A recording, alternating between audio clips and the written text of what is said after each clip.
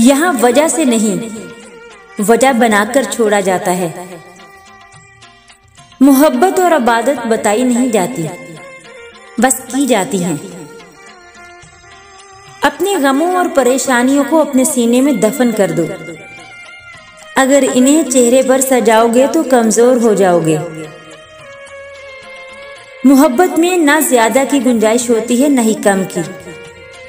जिस दिन तुम इसके दर्जे मुकर्रर करने और इसका नाप तोल करने की कोशिश करोगे, वो तुम्हारे हाथ से निकल जाएगी और पीछे पीछे छोड़ जाएगी अपनी कड़वी यादें। आप खुद ही अपने लिए बेहतरीन दिलासा हैं, बेहतरीन दोस्त, बेहतरीन दुनिया और मुश्किल वक्त में बेहतरीन थपकी, जो आपको कभी हारने नहीं देती।